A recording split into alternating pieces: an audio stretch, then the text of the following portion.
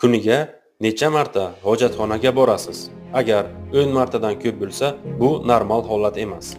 Kuniga 3 litrdan ko'p suv ichsangiz, siydik ajralish ham ko'p bo'ladi, lekin bu normal holat hisoblanadi. Kafein va choy kabi ichimliklar organizmni suvsizlantiradi va buyrakni tezroq ishlashga majbur qiladi. Agar tez-tez hojatga chiqish bilan birgalikda peshob qilayotgan vaqtda og'riq va achishish kabi hislar bo'lsa, bu sizda siydik yo'llar infeksiyasi borligidan darak beradi. Qonda shakar miqdori ko'payganda organizm ortiqcha glyukozani siydik bilan chiqarib yuborishga harakat qiladi.